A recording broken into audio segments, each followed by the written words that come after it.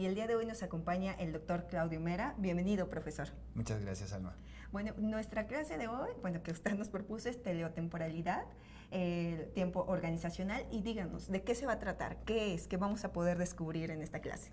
Vamos a explicar muy detalladamente las características del tiempo en la organización, cómo es que pensamos y el tiempo en la organización y cómo eso es que impacta el comportamiento de las personas dentro de la organización.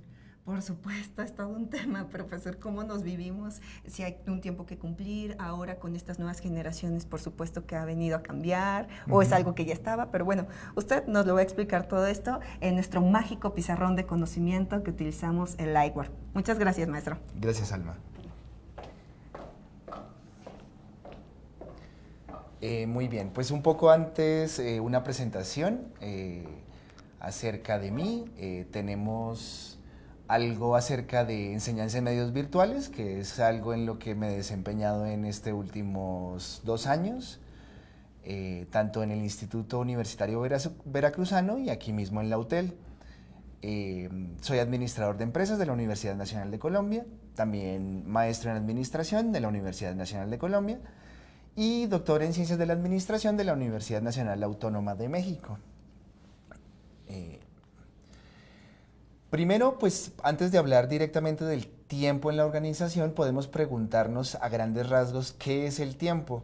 Normalmente es un concepto elusivo, como nos explica San Agustín en esta cita, es ¿qué es el tiempo? Si nadie me lo pregunta, sí sé, como que es una idea que manipulamos con frecuencia, pero si alguien me pregunta específicamente qué es, pues no sé, como que es difícil abordar ese concepto, aprenderlo directamente. Eso es a lo que se refiere San Agustín en esta cita de su libro, de sus reflexiones que se llamó Confesiones. ¿Qué vamos a ver en esta clase magna? Vamos a ver unos conceptos generales acerca del tiempo, vamos a abordar el modelo de Julius Thomas Fraser con algunas modificaciones, vamos a explicar sus aplicaciones en las organizaciones, ya directamente sus aplicaciones en las organizaciones. Vamos a comentar las aplicaciones que tendría esto en nuestra vida diaria como participantes en diferentes organizaciones. Y al final vamos a recibir sus dudas y comentarios a través del Facebook Live. Entonces, los conceptos acerca del tiempo, desde Stephen Hawking hasta Zygmunt Bauman, es decir, desde esta perspectiva de la ciencia dura, de la astrofísica y la física, hasta nuestra interacción social y sociológica desde esta perspectiva más sociológica que nos propone Zygmunt Bauman.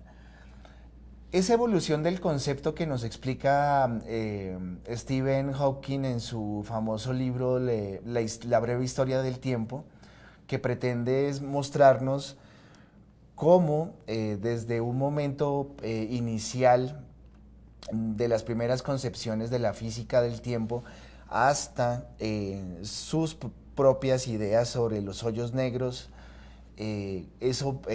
la propia noción, los propios conceptos del tiempo van cambiando, pues resulta que esas ideas, esos conceptos de la ciencia del tiempo también impactan sobre el comportamiento social, sobre las ideas que la sociedad tiene del tiempo y por ende entonces la sociedad también se va comportando de manera diferente.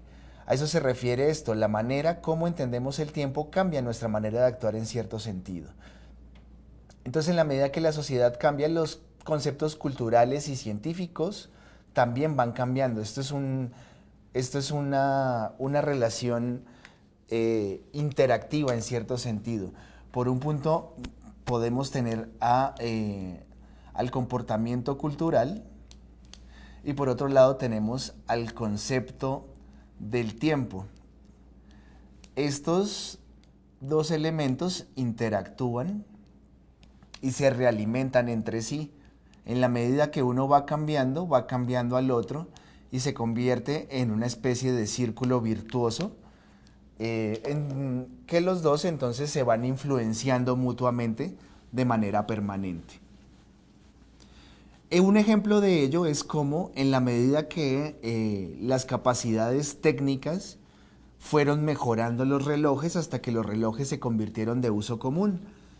En la medida que el reloj se convirtió en una medida social del tiempo, eso fue un gran cambio para la sociedad. Las sociedades occidentales, como Inglaterra, como Norteamérica, como el resto de América también, antes de que el reloj fuera un aparato que fuera portable como este de aquí, sus momentos de encuentro, sus momentos de comportamiento estaban relacionados más con nuestro astro principal, con el Sol. Entonces, pues las citas eran conforme el Sol se comportara, ¿no? Entonces nos vemos a la salida del Sol, nos vemos cuando el Sol esté en lo más alto, nos vemos o vamos a cenar cuando el Sol se meta o se esté metiendo. Y pues eso podría variar en una época del año u otra. Esto fue modificándose hacia 1900, hacia principios, hacia finales de 1800, en la medida que los relojes empezaron a hacer más presencia en la vida social y cultural. Entonces ya no nos íbamos a encontrar cuando el Sol estuviera en lo más alto, sino nos vemos a las 12 meridiano, o a la 1, o a las 2, y eso entonces impone un ritmo diferente de vida. Eso establece una manera diferente de comportarse. Y eso también acompañó de manera protagónica la primera revolución industrial. Ya no era una manera de comportarse a través de ritmos musicales o a través de la observación simple de un capataz que estuviera intentando controlar el ritmo de trabajo de los manufacturadores en las fábricas, sino entonces ya había un cronómetro que permitiera controlar de una manera un poco más objetiva el avance del trabajo en las fábricas manufactureras. Generalidades del tiempo, en particular del modelo de Julius Thomas Fraser que vamos a establecer ahorita. Hay unos aspectos que se llaman, por ejemplo, de codeterminación. Esta codeterminación quiere decir que hay ciertos aspectos que se relacionan entre sí y no pueden ser explicados un elemento sin el otro. Vamos a ver en un momento que hay como ciertas capas de explicación, como por ejemplo el nivel individual, donde hablaremos de cómo las personas experimentamos el tiempo, lo vivimos, pero además hay ciertos elementos biológicos del tiempo, como con las células. Imagínense que esto es una célula, hagan un esfuerzo muy imaginativo, donde necesitamos explicar tanto la existencia de las células o nuestro mínimo vital, a la vez que necesitamos explicar nuestros niveles de conciencia y comportamiento para poder explicar una cosa y la otra a la vez. No podemos explicar el uno sin el otro y ambos los necesitamos para explicar el tiempo como un todo completo. Sin embargo, el tiempo es un fenómeno bastante complejo de explicar. Esto quiere decir que de todas maneras necesitamos dividir o partir de cierta manera lo que vamos a explicar. Esto de todas maneras sin necesidad de separar por completo todos los elementos. Entonces vamos a hacer una cierta división de los elementos que vamos a explicar, pero sin olvidarnos de que están presentes unos y otros. Sí me siguen oyendo, ¿verdad? Sí me siguen. Sí. Ok. Y esto lo haremos mediante unidades de análisis o síntesis. Esto quiere decir que estos elementos los vamos a seguir considerando y estos van a ir integrando diferentes partes que se irán relacionando entre sí. Lo iremos viendo ya más con claridad en el siguiente elemento, pero estos principios que estamos observando aquí hay que tenerlos en mente para que sigamos teniendo claridad respecto a lo que vamos a mencionar a continuación. Estos son como ciertos principios, ciertos como reglas de pensamiento que vamos a tener que tener en mente para que abordemos provechosamente el modelo que vamos a mencionar a continuación. Hay que advertir o debo advertirles que el modelo que vamos a ver o la manera de pensar que vamos a ver está un poco transformada por el trabajo de investigación que desarrollé durante mi proceso de investigación en el doctorado en la Facultad de Contaduría y Administración de la Universidad Nacional Autónoma de México. Durante el proceso de investigación doctoral, pues digamos que tuve tiempo para leer y releer varias veces el trabajo de Julius Thomas Fraser y pues ahí digamos que encontré que había un pequeño vacío que es el que quise llenar con la idea, con el concepto de teleotemporalidad, que es el que vamos a explicar más profusamente en los siguientes minutos. La idea de Julius Thomas Fraser, como les menciono, es que el tiempo pues es algo que está presente en todos los estratos de la realidad, de nuestra realidad, ¿no? De nuestro mundo. Pero nuestro mundo es es demasiado para abordarlo de un solo golpe, por eso necesitamos tener claro estos elementos de división y de abordarlo a través de unidades de análisis o de síntesis, dependiendo de nuestra preferencia filosófica, ontológica, ¿no? Algunos autores lo llaman síntesis, como Habermas, otros lo llaman unidades de análisis, como Luhmann, pero en el fondo la noción es la misma, es agrupar los elementos que me interesa estudiar de acuerdo a un criterio de ordenamiento que está relacionado con mi objeto de estudio principal.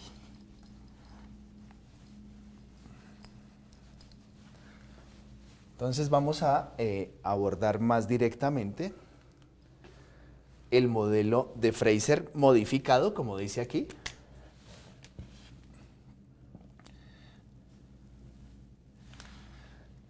En el modelo de Fraser aparecen otros niveles que aquí no voy a mencionar porque no vienen al caso, pero los que sí aparecen son estos que voy a marcar. Está el prototemporal, si aparece el biotemporal, aparece el nootemporal y aparece el sociotemporal. Fraser también menciona uno que se llama atemporal. Y esa es como la manera en que Fraser, que fue quien fundó la Sociedad de Estudios sobre el Tiempo en su momento, nos explica a través de diferentes unidades de síntesis o de análisis cómo es que el tiempo se comporta de maneras diferentes a través de diferentes escenarios en la realidad. Entonces Fraser nos dice, miren, hay un escenario donde apenas existe el tiempo, donde realmente no existe o no se percibe, que es en la interacción de partículas, aquí en lo atemporal, pues básicamente no existe. Luego está la interacción entre conjuntos de partículas, donde apenas se encuentra la sucesión, que es el nivel prototemporal. El prefijo proto quiere decir que es apenas como de prototipo, apenas llega a haber tiempo. Luego está el escenario biotemporal, es donde ya hay vida ya podemos encontrar animalitos, ya podemos encontrar bacterias, y entonces aquí ya hay sucesión de eventos, ya naces, creces, te reproduces, mueres. Esto quiere decir que ya hay sucesos sin retorno, es decir, ya hay lo que se conoce como la flecha del tiempo, es decir, hay cosas que ya no hay vuelta atrás. Decía mi abuela que todo tiene solución menos la muerte, y eso tiene mucho que ver con esta noción de la flecha del tiempo. Hay eventos que no tienen reversa, y a la mente nos viene un evento irreversible que todos experimentamos, todos los seres vivos experimentan, y es el envejecimiento o la vejez. Es un proceso que comienza y progresivamente se va dando, y pues no se regresa, no hay manera de devolverse. De pronto hemos encontrado como seres cognoscentes maneras de retrasarlo un poco, pero no de regresarlo. Hay otros elementos ahí que nos explica Fraser al respecto de la biotemporalidad, pero me parece que este es como el más relevante o el más revelador, ¿no?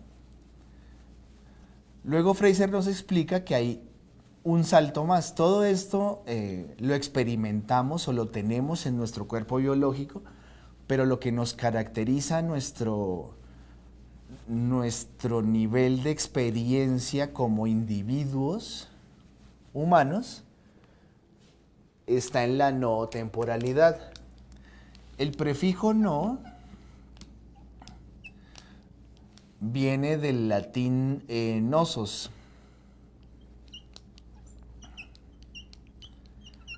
que se refiere a la conciencia.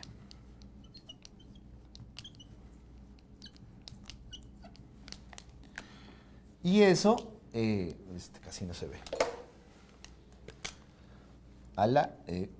Lo escribo aquí otra vez.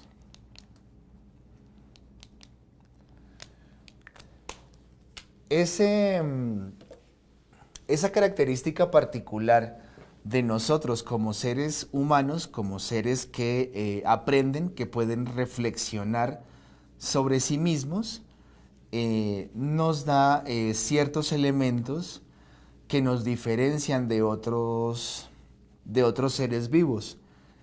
Por ejemplo, también una de las características más particulares de nosotros como seres cognoscentes es que a veces actuamos en consecuencia de nuestras expectativas, sino no tanto de nuestras experiencias. ¿Esto qué quiere decir? La mayoría de los seres vivos actúan en consecuencia de su experiencia, de lo que les ha pasado anteriormente. A veces los seres humanos tendemos a actuar más en función de las metas que nos proponemos, es decir, de una expectativa que nos hemos configurado. Y eso es una manera diferente de actuar, es como si actuáramos en función de un futuro o de algo que esperamos que suceda. Algo bien particular. También están, y vamos a verlo un poco más en detalle en las futuras diapositivas, quiero decir, que también a veces hay humanos o individuos que actúan con diferentes horizontes temporales, es decir, que ven más o menos en el futuro o en el pasado con lapsos diferentes. Hay personas que se enfocan más en el presente, hay personas que se enfocan más en el pasado, hay personas que se enfocan más en el futuro, y todo eso va a impactar de manera diferente en las motivaciones que tienen o en la manera de comportarse. Fraser también nos propone una manera de explicar el tiempo que se refiere a la sociotemporal, es decir, el tiempo que compartimos nosotros como sociedad, es decir, una sociedad, de repente en el pasado, una sociedad mesoamericana, una sociedad mexicana, una sociedad colombiana, o incluso podríamos hasta pensar en Colombia que de repente haya una sociotemporalidad diferente en el altiplano cundiboyacense y otra temporalidad diferente en la costa Caribe y otra diferente en la zona cafetera. ¿Y por qué podríamos pensar eso? Porque la sociotemporalidad está explicada o está determinada por los comportamientos culturales que se relacionan con el tiempo, es decir, las características aceptables o no aceptables con el uso del tiempo, con los ritos de pasos relacionados con diferentes edades, por ejemplo, a qué edad está socialmente bien visto casarse o no casarse, tener hijos, tener cierta independencia económica, ese tipo de ritos de paso o ritos de logro están relacionados con las características sociotemporales de una cultura. También están relacionados con la manera de medir las edades, son otros aspectos culturales, aun cuando eso es más o menos estándar en las sociedades occidentales hoy día. Todo eso tiene que ver con las nociones sociotemporales de una cultura en particular. Pero si lo vemos en detalle, por ejemplo, entonces, de pronto en el altiplano cundiboyacense, la edad casadera de las personas es un poco diferente a en la zona cafetera, y entonces ahí podríamos pensar que hay sociotemporalidades diferentes, ¿no?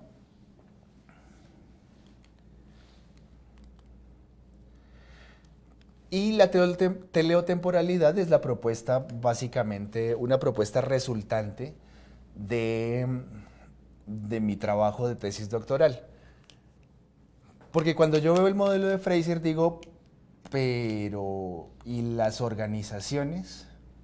O sea, pasamos directamente de un individuo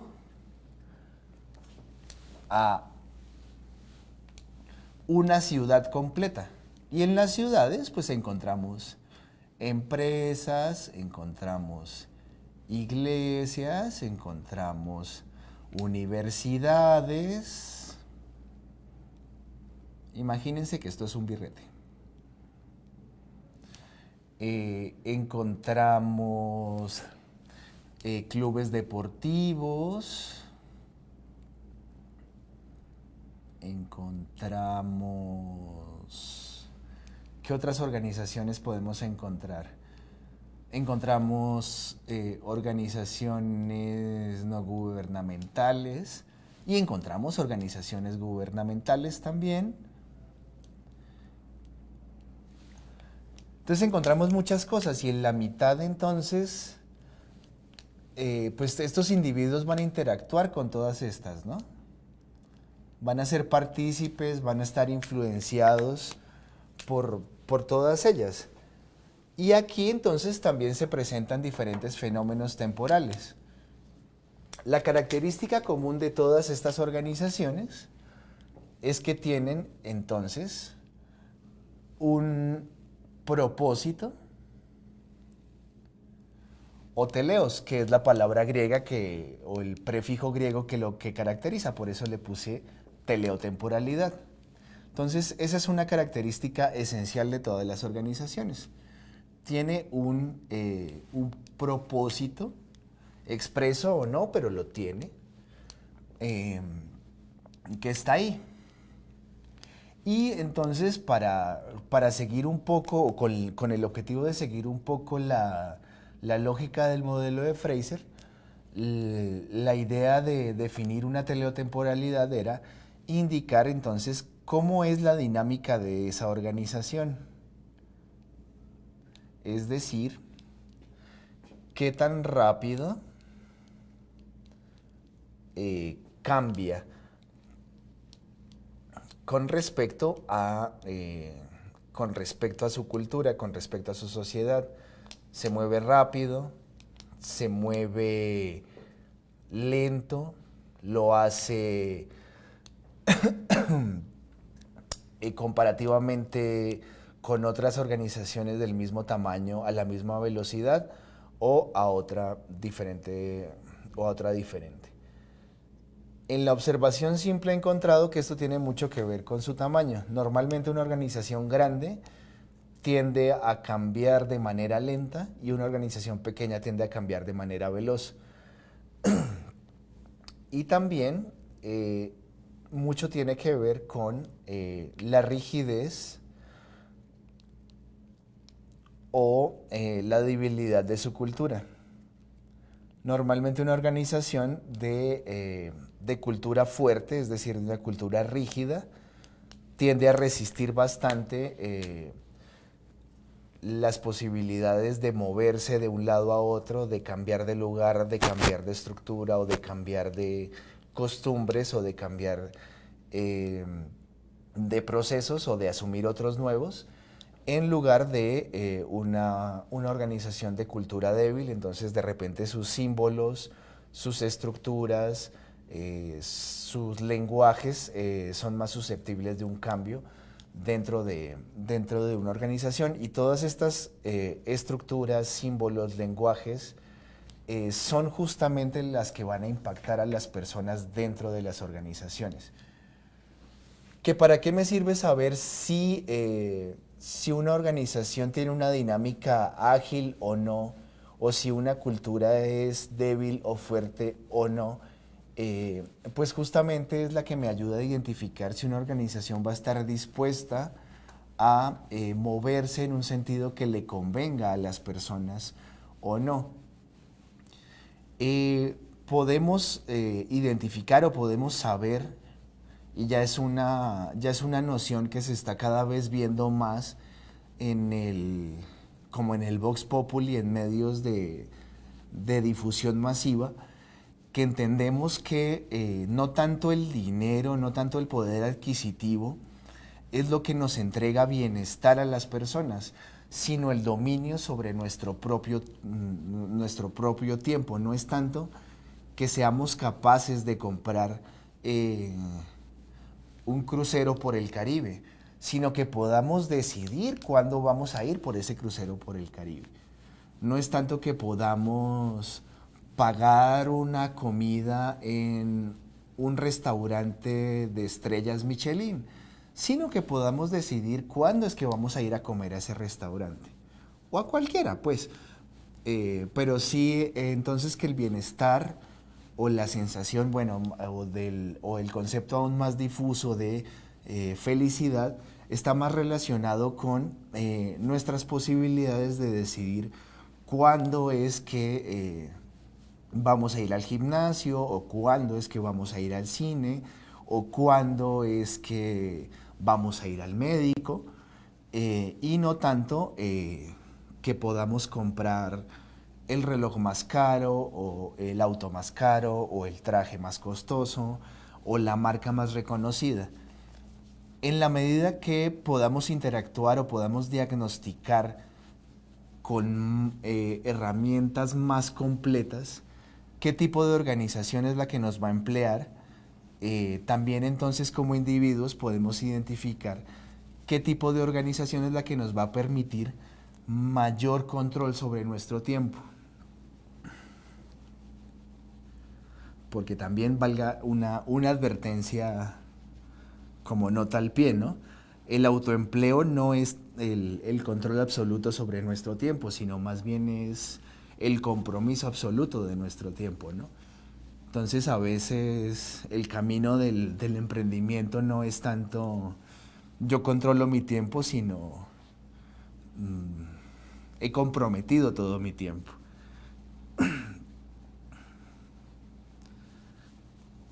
Bueno, ahorita vamos a explorar con detalle los elementos de el tiempo individual para que podamos diagnosticarnos a nosotros mismos y ver hacia dónde podemos hacia dónde podemos trabajar mejor con ello. Como les mencionaba, la no temporalidad es el nivel del tiempo individual. Nosotros como individuos, ya no interacción con la sociedad o con la organización. Como les mencionaba, entonces aquí hay dos elementos principales. La orientación del tiempo. En esta orientación del tiempo, entonces les mencionaba que hay la orientación al presente,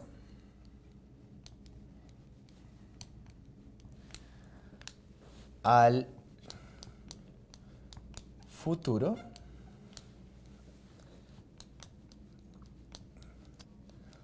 y al pasado. Lo ideal es que tengamos una perspectiva balanceada de estos elementos. Hay momentos de la vida de nosotros como individuos donde hay una fuerte tendencia a que consideremos alguna de estas. Digamos que por nuestra evolución psicológica es normal que lo veamos así. Veamos cómo. Normalmente cuando somos muy chicos, muy jóvenes, estamos hablando de los 7 a los 10 años, normalmente nos fijamos únicamente en lo que está pasando en el momento. No nos interesa mucho, no medimos mucho qué va a pasar después y realmente no tenemos un recuerdo claro de qué pasó antes, no tenemos un aprendizaje claro basado en la experiencia. Entonces nada más nos acordamos de qué pasó en un periodo muy corto de tiempo. Un presente bastante limitado, ¿no? Hasta, digamos, de unos 30 minutos. Eso es un span demasiado corto de presente y es bastante frecuente que se dé entre estas edades, incluso hablemos desde 5 a 10 años, tal vez. Es lo que se ha encontrado en mediciones psicométricas. Y es normal que suceda así, hay poca memoria y hay poca proyección hacia el futuro. También es porque tenemos poca experiencia hacia atrás y pues estamos en un escenario de bastante seguridad, en escenarios de alta comodidad, entonces tampoco es necesario como preocuparse mucho hacia el futuro, entonces pues es normal y así sucede mucho, claro. Si resulta que ya tienes 18 y sigues sin considerar mucho las consecuencias de las cosas y todavía no has aprendido que si te tragas 1 kilo de caramelos y te vas a sentir mal, pues ahí sí hay un problema, ¿no? Hay que empezar a considerar las cosas. El enfoque al pasado. Normalísimo que se den los adultos mayores, ¿no? 65 y más. ¿Por qué? Pues porque hay muchísimo de qué acordarse. Entonces siempre las conversaciones de las personas mayores están en me acuerdo que en mis tiempos eso, hace años recuerdo cómo, ¿no? Todas sus referencias están enfocadas hacia lo que pasaba anteriormente. Normalísimo. También, vale decir, porque son personas que también tienen una conciencia más clara de que la vida termina y que la mayoría de sus expectativas o de sus mejores momentos están allá atrás, en el pasado. Entonces su orientación temporal, su orientación del tiempo, está allá atrás. Y pues normalísimo que suceda así. Y nosotros, los adultos jóvenes, digo porque realmente ya superé esta edad, pero bueno, ahí estamos. Es normal que los adultos jóvenes se concentren en el futuro. Tienen planes, tienen ideas, se proyectan, ¿no? Entonces, cuando logre mi carrera, cuando logre mi maestría, cuando vaya a Japón, cuando, ¿no? Todos esos cuando son proyecciones hacia el futuro y eso implica una orientación del tiempo hacia el futuro. Ideal es balancear estas cosas, ¿no?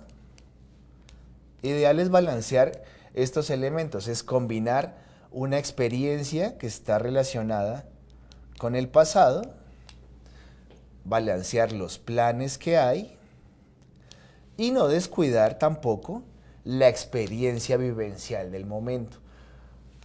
¿Cómo se logra esto? Pues entonces dedicando momentos para experimentar lo que está sucediendo ahora, dedicando momentos para planear específicos y dedicando momentos también específicos para recordar, para rememorar. Organizando pues de esa manera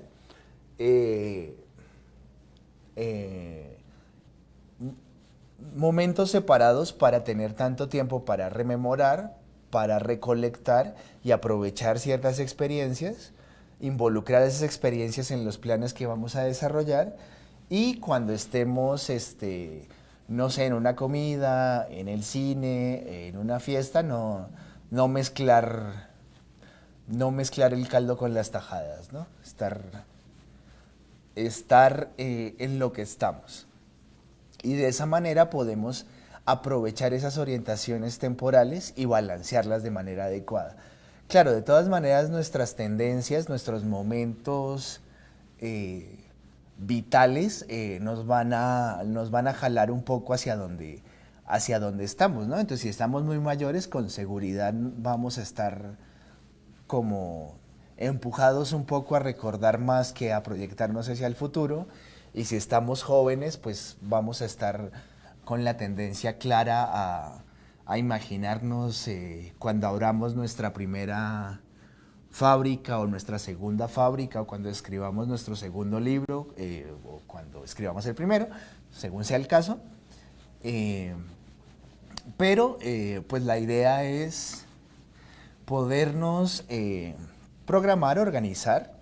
De todas maneras, yo no soy muy amigo de los programas de time management o de organización del tiempo porque son un poco simplistas, pero no puedo negar para nada su utilidad para que logremos balancear estos elementos. Y otro aspecto también importante en nuestra propia experiencia del tiempo individual es el horizonte temporal. El horizonte temporal es qué tan lejos vemos en el tiempo. Normalmente las personas mayores o entre más experiencia acumulamos, logramos ver más en el tiempo. Si somos muy jóvenes, si tenemos 20 o 30 años, pues es normal que no podamos ver tan lejos en el tiempo, no nos podamos imaginar 10 años o 20 años en el tiempo. Y por el contrario, si ya tenemos 50 o 60 años, entonces es normal que esa persona se pueda imaginar o se pueda proyectar 20 o 30 años en el tiempo. Eso combinado a nuestra orientación temporal predominante, pues nos da una combinación interesante. Por eso las personas mayores con facilidad pueden recordar eventos de 30 o 40 años en el pasado, porque su orientación temporal es hacia el pasado y tienen un horizonte temporal bastante amplio, entonces pueden recordar hasta muy en el pasado. Se dan casos excepcionales como los de los científicos mentalmente muy activos que ya por su amplia experiencia y su edad aún siguen pensando en el futuro. Entonces ya tienen una amplia experiencia, como Rodolfo Ginás, por ejemplo, que ya tiene como 70 años y sigue pensando en el futuro. Entonces él pues se imagina escenarios de 50, 40 años en el futuro, porque por su actividad científica se sigue proyectando en el futuro a pesar de su edad, ¿no? Ha revertido como su tendencia gracias a su permanente actividad científica. Lo mismo podríamos hacer nosotros con permanentes ejercicios de planeación. Si permanentemente estamos planeando, podríamos ampliar un poco también nuestro horizonte temporal y a pesar de la edad que tengamos, ampliarlo un poco a nuestra conveniencia y lograr un poco más de ventaja y planear un poco más en el futuro, ¿no? De todas maneras, siempre recordando que pues cualquier plan puede irse modificando, ¿no? En la medida que las condiciones del ambiente cambien o nuestros propios intereses también se vayan modificando.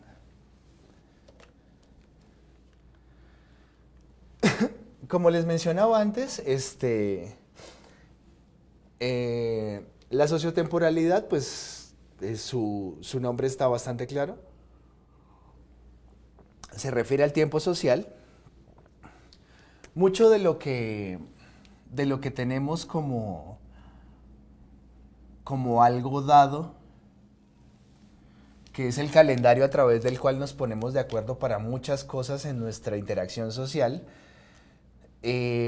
pues es más un cúmulo de accidentes históricos que se dieron a lo largo de la historia grecorromana y un poco también la historia de la Iglesia Católica, que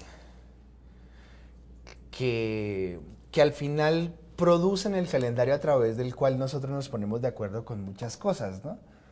Por ejemplo, los meses de julio y agosto tienen 31 días porque los emperadores Julio César y Augustus en su momento decidieron que los meses que fueron nombrados pues, en honor a ellos, pues tenían que ser más importantes. Entonces, pues yo quiero que le pongan un día más. Entonces, me sacas ese día de febrero y me lo pones en mi mes.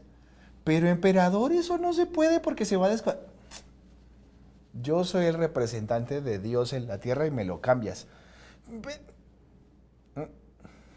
O si no, pues... ¿no? Si no, a la hoguera. Bueno, sí, señor. Eventualmente se dieron cuenta que la cosa estaba muy descuadrada. Entonces tuvieron que dejar unos 4 días para que se acomodara un poquito más el calendario al ciclo solar y descubrieron que tenían que poner el año bisiesto y entonces se lo dejaron a febrero, que era el que ya le habían sacado de los días, y así más o menos, muy resumidamente, fue como se acomodó el calendario actual que tenemos. Pero y hay muchas otras como accidentes a lo largo de la configuración del calendario actual. No es que fuera como un proceso sociocientífico para configurar el calendario que tenemos. Fue un cúmulo de accidentes históricos para llegar al calendario como se configura hoy día. Y hay otras curiosidades ahí, pero ya no nos va a dar tiempo. Respecto a la cultura y la duración, hay varias cosas bien particulares sobre nuestra noción de la duración, es decir, de qué tan largo es algo o qué tan extenso es un lapso, ¿no? Por ejemplo, los mayas tienen una noción de duración bien particular, bien diferente, que está basado en múltiplos de 12 y de 13 dependiendo de la importancia de los eventos. Y entonces es otra manera diferente de conceptualizarlo. La cultura china tiene un concepto de duración muchísimo más amplio y es también porque su memoria histórica también es mucho más amplia. En el caso, por ejemplo, de muchas culturas sudamericanas, como la colombiana, como la peruana o como la ecuatoriana, nuestro concepto de duración como sociedad es mucho más corto porque nuestra memoria histórica se borró cuando llegaron los españoles. Entonces, hay maneras diferentes de expresarlo como sociedad, ¿no? Como que también se nos olvida quién nos impone ciertas leyes y quién quiere venir a posar ahorita de Santo Salvador, pues porque nuestra memoria como sociedad, como colectivo es bastante corta, mucho más corta que en otras sociedades. Y es porque nuestra noción de duración como conjunto, como colectivo, es bastante pues bastante menos amplia que otras. Y eso tiene que ver entonces con la memoria colectiva, con el récord colectivo que llevamos como sociedad, pero ya no tanto como en una generación, sino como en múltiples generaciones. Aquí el comentario sobre puntualidad es como también un rasgo característico de varias, como comportamiento aceptable en diferentes sociedades, ¿no? Entonces los japoneses son caracterizados como una sociedad en extremo puntual, donde la impuntualidad es como un bofetadón en la cara. Sabemos que en Colombia la impuntualidad es una característica bastante frecuente, donde 15 minutos es una demora aceptabilísima.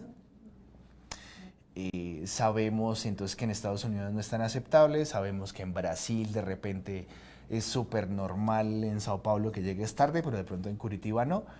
Y entonces así podemos ver como rasgos de comportamiento aceptables de acuerdo de una sociedad a otra, que tienen que ver mucho con el manejo del tiempo, cómo es que las sociedades o cada sociedad trata el tiempo de una manera diferente.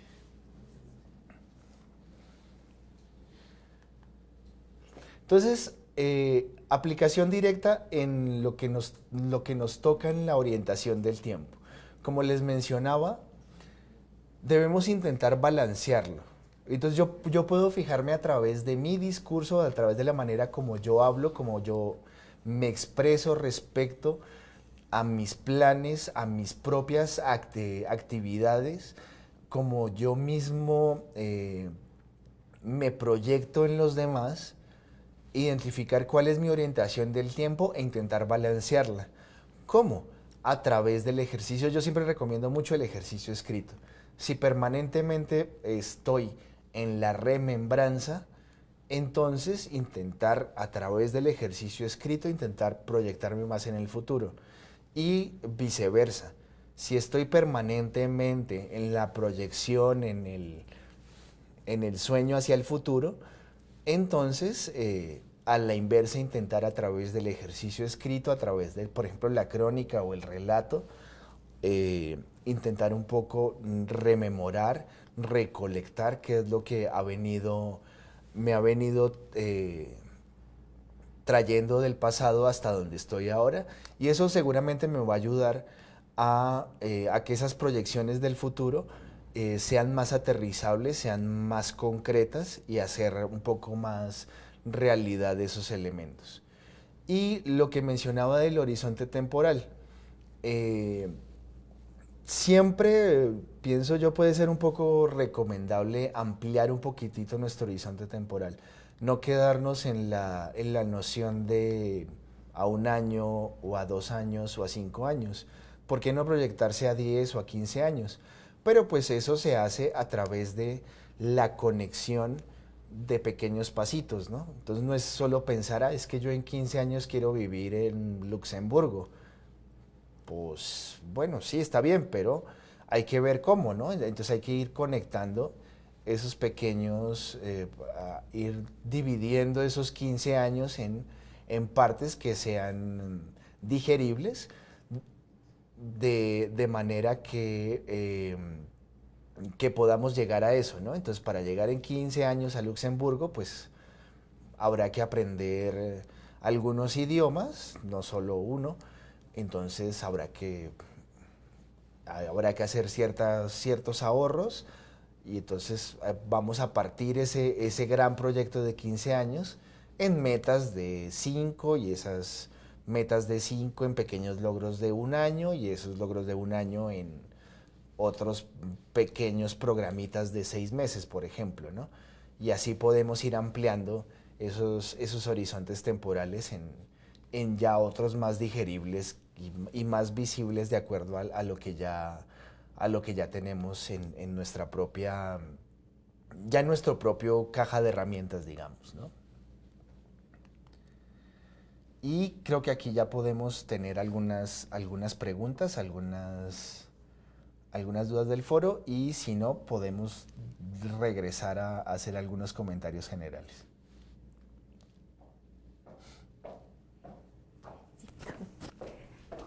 Gracias, profesor. Justo, bueno, es bien interesante hablar de tiempos porque, bueno, ya ve que, por ejemplo, ahorita en Colombia tienen una hora diferente, ¿no? Con el cambio de verano aquí bueno, el horario de verano aquí en México, una hora, ¿no? Entonces ahí estamos transmitiendo. Después, los grupos que están en Europa o en otras partes del mundo también dicen, bueno, es que los tiempos son bien distintos, ¿no? Y cuando tocó el tema de puntualidad, de cómo se vive, por ejemplo, en Suiza, ¿no? O sea, es a la hora tal cual en punto. Y aquí en México, ¿usted qué tal? ¿Cómo le ha sido complejo adaptarse o en esa cultura de Colombia, México? ¿Cómo es? Sí, yo siento que son un poquitito más impuntuales aquí todavía. Entonces hay como, No, sí. como que hay un espacio todavía un poco más flexible para varias cosas. Y sí, yo tiendo a ser muy puntual también, entonces sí, como que me cuesta un poco esperar siempre, un poquito.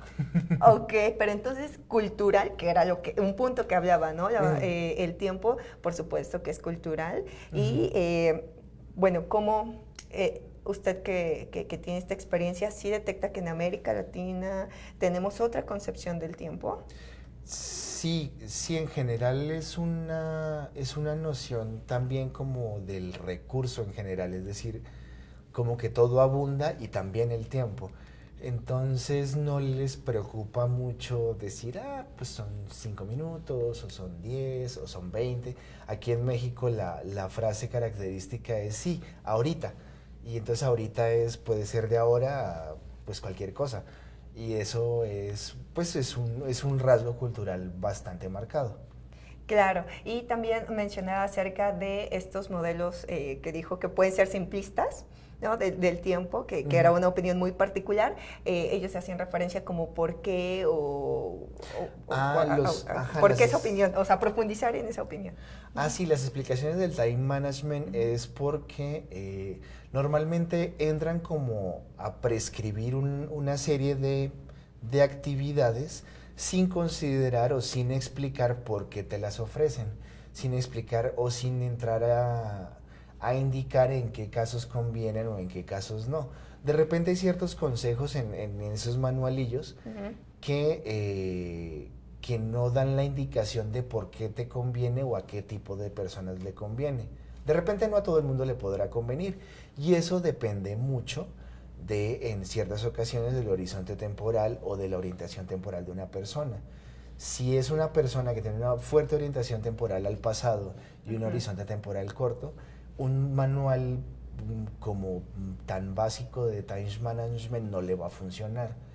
Si estamos hablando como del prototipo esencial del adulto joven que está enfocado al futuro, entonces ese manual sí le va a funcionar. Pero entonces están jugando como a vender el manual como con un juego de marketing donde al que le va a gustar esta portada es al que le va a servir. Y por eso son un poco simplistas, porque no sé, es como te vendo la aspirina sin saber si realmente te va a servir. Pero asumo que no te va a hacer daño. Entonces, a eso se refiere la simplificación. Es como prescribir sin realmente saber si tienes la condición o la situación donde realmente te vaya a ayudar. Claro, justo, bueno, es lo que siempre tocamos en estos espacios, ¿no? Que el punto es conocerse, ¿no? Porque como usted decía, si tendemos a hablar al pasado, eso también preguntaban, en esta parte retórica, ¿es conveniente entonces sí hacer proyecciones a futuro? Como usted lo mencionaba en la clase, ¿no? Mediar, pero qué tan poderoso es el lenguaje con lo que expresamos nuestros tiempos, ¿no? Sí, es una manera bastante sencilla de identificar hacia dónde me estoy orientando y luego con el ejercicio de planeación como escrita, y especialmente si lo hago con la manito, no tanto con la computadora, porque me conecto más con el ejercicio, entonces logro balancear un poco mi orientación temporal para tener como una perspectiva más balanceada. Esa es como la manera más profunda de hacerlo para que se balancee un poco mi orientación temporal. Ok, entonces tip que nos acaba de dar, escribirlo. Sí, a mano, sí. Muy bien, perfecto. Y bueno, nos mencionaba que sí, había algún otro dato curioso que quería mencionar, bueno, de los que quitaron el calendario, también había 4 años perdidos, ¿no? En este tiempo de la historia. No, 4 días, 4 días. Es que, bueno, curiosamente es la Iglesia Católica la que empieza a hacer la revisión astronómica, o sea, como más científicamente en algún momento, y se da cuenta que el sol no cuadra con el año nuevo. Y entonces dicen, pero no, espérame, ¿qué hacemos? Entonces hacen como 4 días de rezo y meditación que no contaron en ningún calendario para volver a comenzar el año nuevo cuando debería comenzar, y ahí, a partir de ese año, es que se instaura el año bisiesto, que me parece un dato curioso que lo haga la iglesia de manera científica. Claro. Y no sé, y no un observatorio astronómico, es algo bien particular. Sí, por supuesto, porque esto parecería de un astrónomo. Ajá, y bueno, entonces, para el 31 de diciembre 2019, ¿sí damos la bienvenida al 2020 o tendremos ahí? No, sí damos la bienvenida al 2020. Perfecto, muy bien. Pues creo que esos eran todos los comentarios, inquietudes de nuestra comunidad, profesor. Muchísimas gracias por darnos este conocimiento, por venir esta tarde a ilustrarnos de este tema tan complejo que es el tiempo. Muy bien, muchísimas gracias, Alma, y muchísimas gracias a todos en Facebook Live. Espero que les haya gustado. Perfecto, bueno, pues nos vemos aquí cada semana en estas clases magnas que hacemos desde México para Colombia, y no se pierdan nuestras transmisiones. Gracias. Gracias. Hasta luego.